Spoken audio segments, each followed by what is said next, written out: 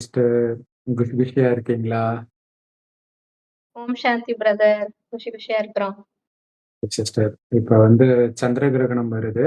So அதுக்கு முன்னாடி நிறைய யுத்தம் எல்லாம் ஸ்டார்ட் ஆகுது கல்ஃப் கண்ட்ரியில. ஸோ அவங்களுக்கெல்லாம் நாம அமைதி சக்தியும் கொடுக்குறோம். அங்க இருக்கிறவங்க எல்லாம் சேஃபா இருக்கட்டும்.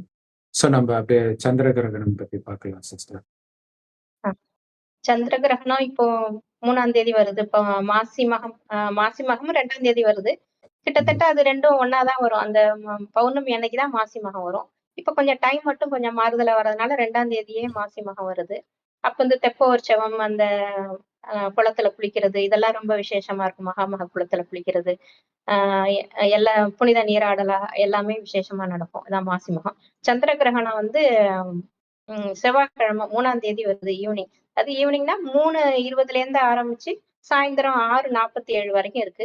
ஆனா நம்ம கண்ணுக்கு தெரியறது சந்திர உதயம் வந்து சாயந்தரம் 6:21க்கு தான் சந்திர உதயம் ஆகுறது. அதனால அதுக்கப்புறம் தான் நம்ம கண்ணுக்கு தெரியும். ஆனா அது நம்ம நேரா இருந்து பாக்குறது நல்லது இல்ல. சும்மா தண்ணியிலயோ அல்லது ஏதாவது நிழலா பார்க்கலாம். தண்ணியிலயோ கண்ணாடியிலயோ அந்த மாதிரி வேணா இருந்து பார்க்கலாம். அந்த நேரத்துல நம்ம முந்தி சூரிய கிரகணத்துக்கு சொன்ன மாதிரிதான். அந்த நேரத்துல சாப்பிடக்கூடாது. முன்னேரத்திலேயே சாப்பாடெல்லாம் முடிச்சிட்டு தண்ணி கூட குடிக்காம, தண்ணியோ பாலோ ஏதோ குடிக்காம இருக்கிறது நல்லது. ஏன்னா அந்த தண்ணி, சந்திரன் வந்து தண்ணி சம்பந்தப்பட்டது. கடல் அலைகள்லாம் அதுக்கும் சம்மந்தம் இருக்கும்னு நம்ம முந்தையே சொல்லியிருக்கோம் இல்லையா? அதனால நம்ம உடம்புலயே தண்ணி இருக்கிறதுனால அந்த நேரத்துல நம்ம தண்ணி குடிக்காம சாப்பிடாம பெட்டர் அந்த நேரத்துல வந்து அமைதியா தியானம் பண்றதோ, ஆஹ் ஆஹ் இது மாதிரி நம்ம வந்து ஏதாவது தானம் பண்ணலாம். தியானம் பண்ணலாம், தானம் பண்ணலாம், பக்தி பண்ணலாம். ஏதாவது ஸ்லோகம் சொல்லிட்டு இருக்கலாம். இதுதான் நம்ம செய்ய வேண்டியது. மத்தபடி மத்த வேலைகள்லாம் செய்யாம கர்ப்பிணி பெண்கள்லாம் வெளியில வராம இருக்கிறது ரொம்ப நல்லது. அப்புறம் அந்த நேரத்துல சமைச்சுக்கிட்டு அந்த மாதிரியும் பண்ணக்கூடாது. முன்னாடியே சமைச்சு வச்சுட்டு அப்புறம் அது முடிஞ்சதுக்கு அப்புறம் சாப்பிடுவோம் அப்படியும் செய்யக்கூடாது. ஏன்னா அதுல வந்து சில கிருமிகள்லாம் உருவாகிறதுக்கு சான்ஸ் இருக்கு. அதனால அதை தடுக்கிறதுக்கு இப்ப வேற வழியே இல்லை. நம்ம அதுக்கப்புறம் சமைச்சு சாப்பிடுறதெல்லாம் கஷ்டம் அப்படின்னு சொன்னா இந்த பால், தயிர் எல்லாமே முன்னாடி தானே வாங்கி வைக்கிறாங்க. அதுக்கு என்ன செய்யலாம்னா தர்ப்புப்புல் போட்டு வைப்பாங்க அதுக்கு மேல. தர்ப்பை வந்து இந்த கெடுக்கிற சக்தி, இந்த நெகட்டிவ் எனர்ஜி எல்லாம் கொஞ்சம் தடுக்கிற ஆற்றல் இருக்கு தர்ப்பை புல்லுக்கு. அதனால அதை வந்து மேல போட்டு வைக்கலாம்.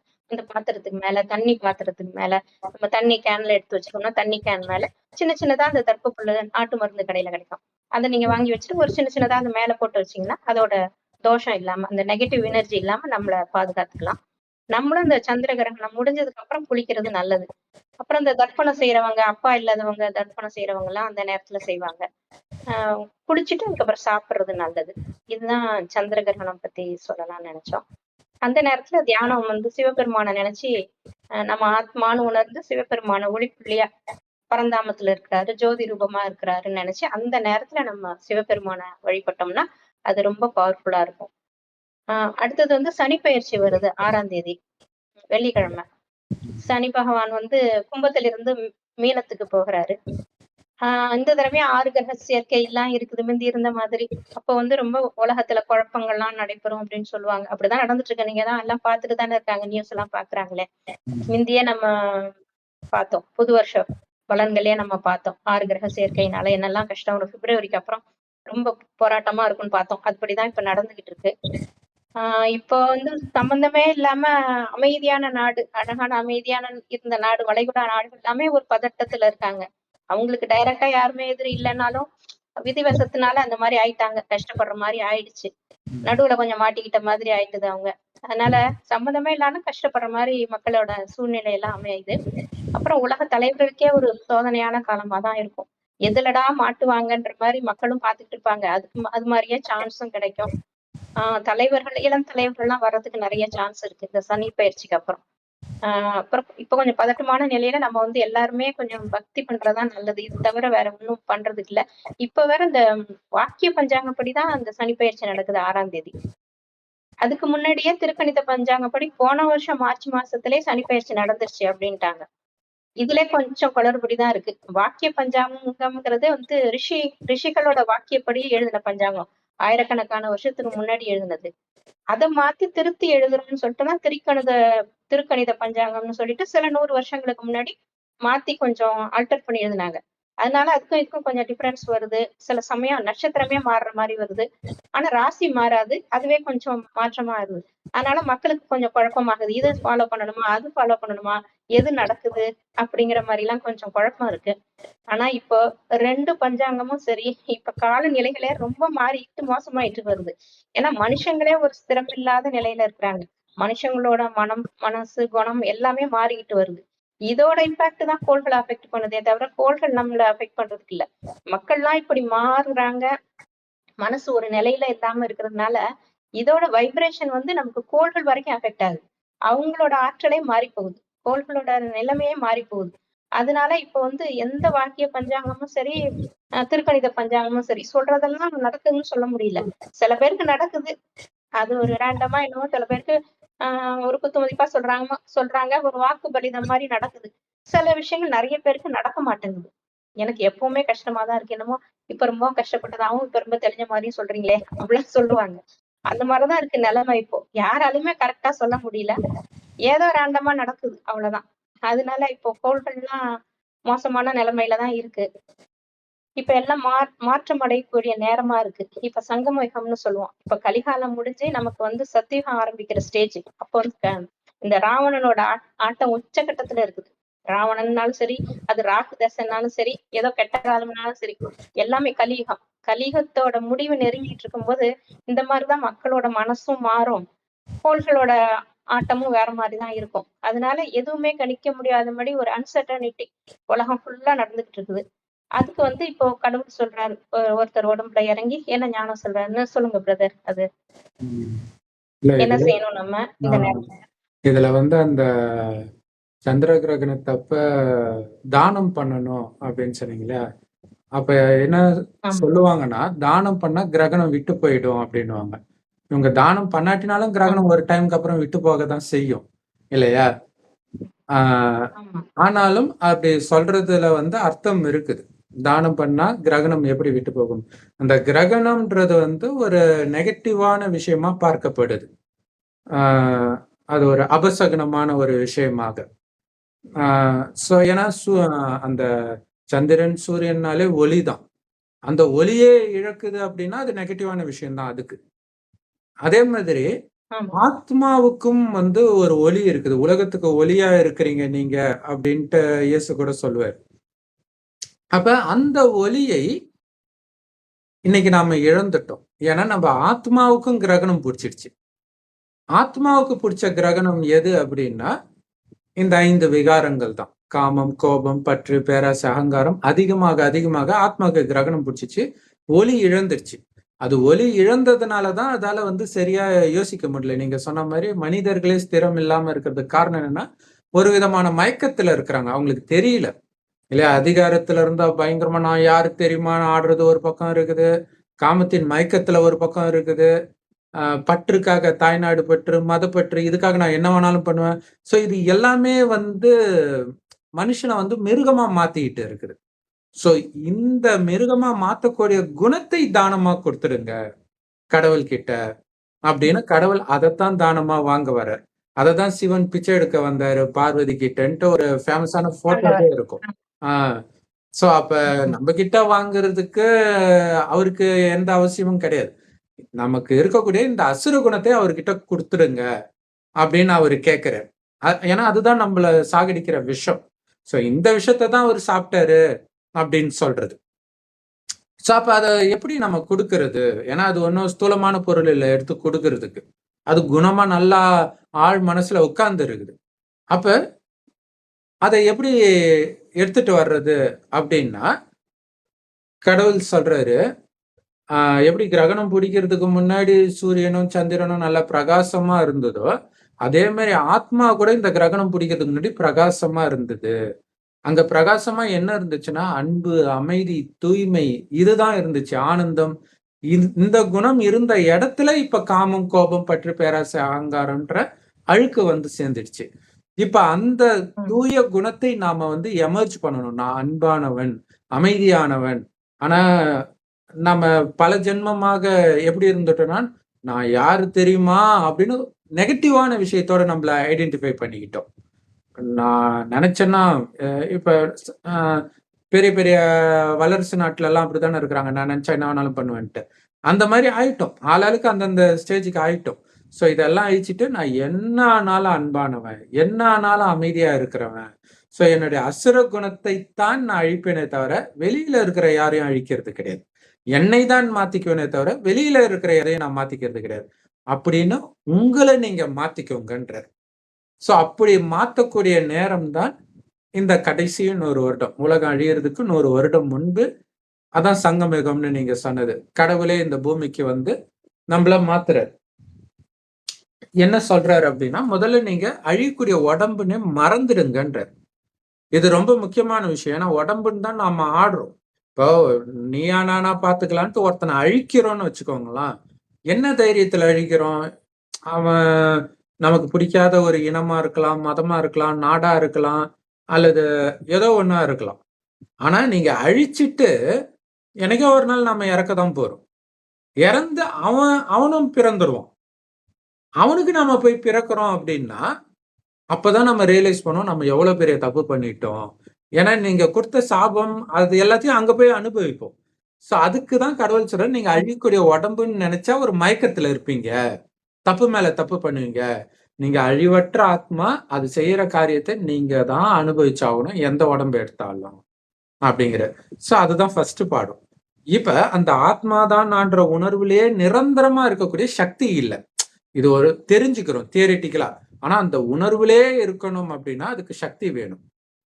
உடல்ன்ற மயக்கத்துல இருந்து விலகி இருக்கிறதுக்கான சக்தி சிவ பரமாத்மாவை நினைக்கிறதன் மூலமா தான் கிடைக்கும். அவர் செம்பு நிறமான ஒளி உலகத்துல நட்சத்திரம் மாதிரி இருக்கிறார்.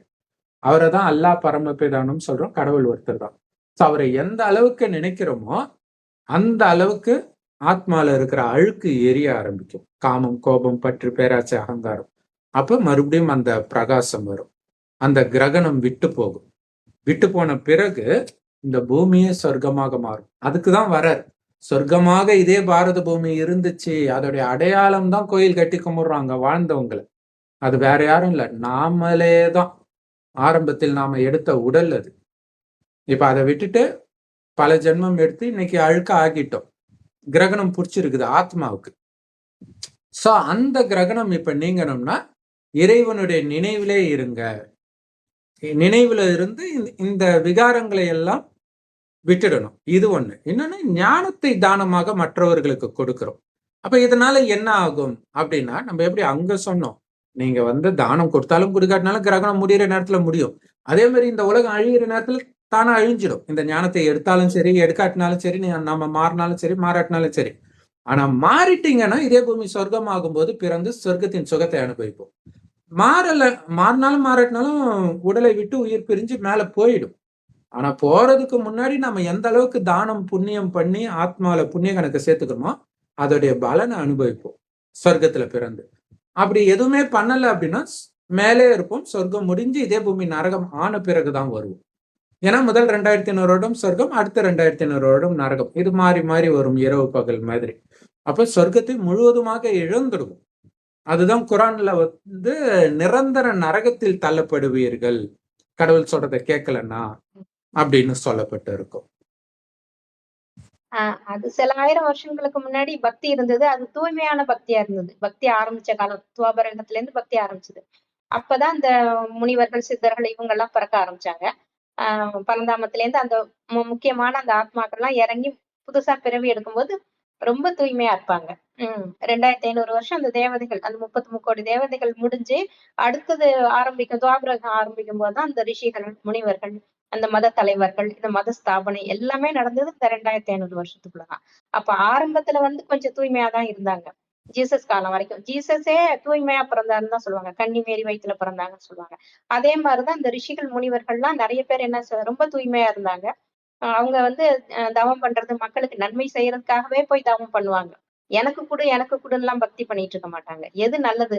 இந்த உடல்ல இருக்கும்போதே நல்லத செஞ்சுட்டு, அப்புறம் அவங்க என்ன நினைச்சுட்டாங்க, இந்த உடல்ல இருக்கும்போதே முக்தி அடையறதுக்கு என்ன வழி? பிறப்பு இறப்பு சக்கரத்துல வராம முக்தி அடையறதுக்கு என்ன வழி? அதனாலதான் இந்த உடம்ப தக்கர வச்சுக்கிறதுக்காக தான் இந்த வாசி யோகம் பயிற்சி பண்றது, சரக்கலை பண்றது, நிறைய யோக பயிற்சிகள், தியானம் பண்றது, இது தவம் பண்றது எல்லாமே இந்த உடம்புல இருந்து நம்ம செஞ்சுட்டு நேரா முக்திக்கு போயிடணும். அடுத்த பிறவியே எடுத்துடக்கூடாதுங்கிறதுக்காக தான் அவ்வளவு கண்டுபிடிச்சாங்க. அவ்வளவு மக்களுக்காகவும் நம்ம கண்டுபிடிக்கிறது மக்களுக்கும் தேவைப்படும்னு சொல்லிட்டு தான் சித்த வைத்தியம் எல்லாமே செஞ்சது. அப்புறம் அந்த நாயன்மார்கள் இவங்கெல்லாம் பிறக்கும் போதெல்லாம் தூய்மையான பக்தியா இருந்தது. சிவபெருமான் தான் முழு முதற் கடவுளா இருந்தாரு. தேவாரம் காலத்துல எல்லாம் பாத்தீங்கன்னா, அந்த நாளும் கோலும் அடியாரை வந்து நலியாத வண்ணம் உரை செய். அடியார்கள் வானில் அரசாழ்வர் அப்படின்னு சொல்லிட்டு ஆணை நமதே அப்படின்னு எழுதி முடிச்சிருப்பாரு திருஞான சம்பந்தர் கோளறு பதிகத்துல. இப்ப வரைக்கும் கோளறு பதிகம்லாம் படிக்கிறவங்க எல்லாம் இருக்காங்க. இந்த 7:30 சனி, சனி பயிற்சி இந்த டைம்ல எல்லாம் கோளறு பதிகம் படிச்சே நிறைய பேருக்கு அந்த கஷ்டத்துல இருந்து நிவர்த்தியாகி எல்லாம் வெளியில வந்திருக்காங்க. காரணம் என்னன்னா அந்த சிவன் மேல உள்ள பக்தி. அந்த பக்தியெல்லாம் முடிஞ்சுதான் நமக்கு ஞானம் கிடைக்கும் அப்படின்னு சிவபெருமானே சொல்லியிருக்கிறாரு. அந்த பக்தியும் தூய்மையான பக்தியா இருக்கும்போது அவ்வளவு கஷ்டப்பட மாட்டோம் நம்ம. எல்லாமே அவர் கையில அப்படின்னு அந்த பொறுப்பெல்லாம் அவர்கிட்ட கொடுத்திருக்கும் போது நம்மள வந்து அவர் காப்பாத்துவாரு அப்படின்னு ஒரு இறை நம்பிக்கையில இருந்தாங்க அந்த காலத்துல எல்லாம். அதனால அந்த அளவுக்கு மக்கள் மனசுல கஷ்டப்பட மாட்டாங்க. இப்ப ஆசைகளும் தேவைகளும் அதிகமாயிட்டுது, சுயநலமும் அதிகமாயிட்டுது. பக்தி பண்றதே இப்ப சுயநலத்துக்காக எனக்கு அதை கொடு இதை கொடுன்னு பேரம் பேசுற மாதிரி ஆயிட்டுது. அதே மாதிரிதான் ஜோதிடர்கள்ட்ட போய் பேசி பரிகாரம் என்ன பண்ணா என்ன செய்யலாம், என்ன தப்பு பண்ணிட்டாலும் பரிகாரம் பண்ணிட்டா அது சரியாயிடும், நம்ம அதுல இருந்து தப்பிச்சிடலாம்னு பாக்குறாங்க. அதெல்லாம் கிடையாது. நம்ம மனசளவுல மாறி உண்மையா கடவுள்கிட்ட மனமு வந்து மன்னிப்பு கேட்டு அப்புறம் அவரோட நினைவுல இருக்கும்போது இந்த பாவ கர்மாக்கள்லாம் அழியப்படும். அது உண்மையான பக்தியா இருந்தது. அந்த இப்ப உருவ பக்தி ரொம்ப மாறி போயிடுச்சு. எல்லாத்தையுமே கும்பிட ஆரம்பிச்சிட்டாங்க. சிவபெருமான அந்த அந்த ஜோதி வடிவமா அந்த லிங்க ஷேப்ல முதல்ல கும்பிடும் போது கூட அந்த அளவுக்கு கீழ்த்தரமா மக்கள் எல்லாம் போகல. ஏன்னா அவர் வந்து ஜோதி வடிவானவர் தான். சின்னதா ஒளிப்புள்ளி தான். அவர் பரந்தாமத்துல ஒளி ரூபத்துலதான் இருக்கிறாரு. அவர் பூஜை பண்றதுக்காக அந்த லிங்க வடிவில வச்சு இந்த அபிஷேகம் எல்லாம் பண்ணணும். இந்த மனசுல அந்த பக்தி உணர்வு அதிகமாகணுங்கிறதுக்காக தான் அந்த லிங்க ரூபத்தை வச்சு வழிபட்டது எல்லாம். அப்ப வந்து இந்த 4 கோலம் வந்து அடியாரை வண்ணம் அடியாரை வந்து நலியாத வண்ணம் உரை செய் அப்படின்னு சொல்லி பாடும் போதெல்லாம் அவர் பக்தியில அப்படி உருகி உருகி பாடியிருப்பாங்க அந்த 64 நாயன்மார்களும். அப்புறம் நவக்கிரகங்கள்லாம் சிவன் கோயில்ல தான் நீங்க பார்த்திருப்பீங்க. எல்லாமே சிவபெருமானுக்கு கட்டுப்பட்டது. ஏன்னா அவரோட படைப்பு தான் எல்லாமே. கோள்களும் சரி, பிரபஞ்சங்களும் சரி, கோடானு கோடி அண்டங்கள் அவ்வளவுமே அவரோட படைப்பு தான். நாமளும் தான். எல்லாமே நம்ம அவரோட குழந்தைகள் தான். நம்ம வந்து பரமாத்மாவோட குழந்தைகள். ஆத்மான்னு பார்க்கும்போது பரமாத்மாவோட குழந்தைகள். உடம்புதான் வேற. உடம்புதான் இப்ப இருக்கிற அப்பா ஸ்தூல அப்பாவுக்கு பிறந்த உடம்பா இருக்கும். பஞ்சபூதத்தினாலான உடம்பு. ஆனா ஆத்மாங்கிறது பரமாத்மாவோட குழந்தைன்னு நம்ம நினைச்சு அன்பா அப்பான்னு நினைச்சு அவர்கிட்ட பேசி நம்ம அவரை நினைக்கும் போதே நம்மளோட பாவ கர்மங்கள்லாம் எரிய ஆரம்பிக்கும். அது ஆத்மான்னு நம்ம உணரணும். இந்த உடம்போட போய் அவரை நினைச்சு இது வேணும் அது வேணும்னு கேட்டா ஒண்ணும் நடக்காது. எவ்வளவு பக்தி பண்ணாலும் அந்த பாவ கர்மா அழியாது. அந்த நேரம் டெம்பரவரியா நமக்கு ஒரு சந்தோஷம் கிடைக்கிற மாதிரி இருக்குமே தவிர ஞானம் இதுதான். கடவுள் சொல்றது அதுதான். நீ வந்து ஆத்மான்னு உணரு. உணர்ந்து ஒளிப்புள்ளியா பரந்தாமத்துல என்னை வந்து நினைவு செய்.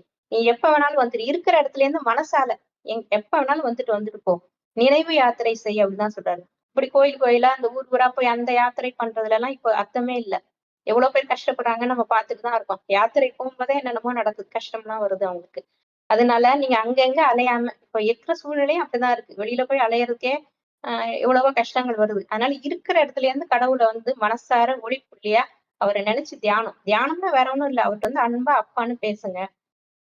என்ன நான் செய்த கர்ம காரியங்கள்லாம் இதெல்லாம் எரியணும்பா அப்படின்னு சொல்லி அன்பா பேசுங்க.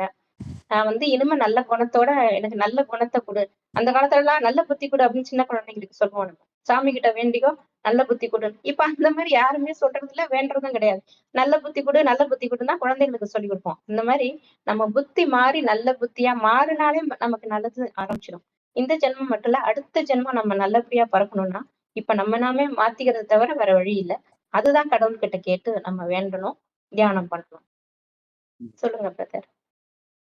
இன்னொரு விஷயம் வந்து அந்த அந்த கிரகணம் வரும்போது எதுவும் சாப்பிடக்கூடாது அப்படின்னு பக்தியில சொல்ற மாதிரியே இப்ப நமக்கு கிரகணம் பிடிச்சிருக்குதுன்றத இறைவன் வந்து சொல்றாரு. ஆத்மாவுக்கு கிரகணம் பிடிச்சிருக்குது. அதனால நாம பிரம்மகுமாரிகள் பாத்தீங்கன்னா வெளியில எங்கேயுமே சாப்பிட மாட்டோம். இதே விஷயம் ராமாயணத்திலயும் வெளிப்பட்டிருக்கும். ராமாயணத்துல வந்து ராமருடைய மகன்கள் லவகுசா வந்து அயோத்தியாவுக்கு வருவாங்க. அவங்க அம்மாவுக்கு ஏற்பட்ட கலங்கத்தை நீக்கணும்ட்டு நடந்த விஷயத்தெல்லாம் சொல்லிட்டு இருப்பாங்க. அப்ப ராமரும் கேள்விப்பட்டு இந்த குழந்தைங்க நல்லா பாடுறாங்களேன்ட்டு கௌரவப்படுத்தணும்ட்டு அங்க வந்து பாட சொல்லுவாங்க. குழந்தைங்க பாடுவாங்க. சரி விருந்து வைக்கிறேன்னா, சாரி நாங்க இங்க சாப்பிட மாட்டோம். ஏன்? எங்க அம்மாவை அசிங்கப்படுத்திய இந்த அயோத்தியால நாங்க சாப்பிட மாட்டோம் அப்படின்னு சொல்லுவாங்க. ஸோ அங்க அம்மாவை அசிங்கப்படுத்தினதுன்றது வந்து பாத்தீங்கன்னா அந்த தூய்மைக்காக சொல்றதுதான். ஏன்னா தூய்மை எப்ப வந்து காமம்னு ஒண்ணு இந்த பூமிக்கு வந்ததோ அப்பதான் நம்ம எல்லாத்தையும் இழக்கவே ஆரம்பிச்சோம். சொர்க்கத்துல காமம்னா என்னன்னே தெரியாது. கணவனும் மனைவி நமக்கு ஒரு வாரிசு வேணும்னு நினைக்கும் போது மனைவி கர்ப்பமாவல தவிர காமத்தினால் கிடையாது. சோ காமத்தினால் தான் பாரதம் வீழ்ந்ததுன்றத காட்டுறதுக்கு தான் கோயில் கோபுரத்துல சில ஆபாச சிலைகள் இருக்கிறதுடைய உண்மையான அர்த்தம். அதை இவங்க தப்பா புரிஞ்சுக்கிறாங்க. சோ அப்படி வந்து இந்த உலகம் இன்னைக்கு கரெக்ட் ஆயிடுச்சு. எல்லாருடைய மைண்டு, சமைக்கிறவங்க வாயுமண்டலமே அப்படி இருக்குது. சோ அதனால நாம வந்து வெளியில எல்லாம் சாப்பிடுறது கிடையாது. நாமளே இறைவனின் நினைவுல இருந்து சமைக்கப்பட்ட உணவைத்தான் சாப்பிடணும் அப்படிங்கிற அந்த நியமம் இருக்குது. இது அங்க வந்து பாத்தீங்கன்னா அது என்ன தர்ப்ப புல்லு போட்டு சாப்பிடுறது அப்படின்னாங்க. சோ அந்த தர்ப்ப புல்லு போட்டாலும் சரி, வில்வ இலைன்னு சொன்னாலும் சரி, துளசி எது போட்டாலும் அது ஞானத்தை குறிக்குது. இங்க ஞானம்ன்றது இறைவனுடைய நினைவுல இருந்து அதை தூய்மைப்படுத்திட்டு சாப்பிடுறது. ஏன்னா அந்த உணவுல கூட அந்த வைப்ரேஷன் இருக்கும். அது கூட நம்மள தாக்காம நம்மள பாதுகாத்துக்கணும். சோ அப்படி விலகி விலகி விலகி விலகிதான் புது உலகத்தையே நாம உருவாக்குறோம். சோ அதுக்காக தான் இந்த விஷயங்கள் நடக்குது. சரி, எல்லாரும் வந்து சந்திர கிரகணம், சனி பயிற்சி வருது, மாசி மகமும் வருது. சோ எல்லோருக்கும் வாழ்த்துக்கள். ஓம் சாந்தி. ஓம் சாந்தி. ஓம் சாந்தி. தேங்க்யூ.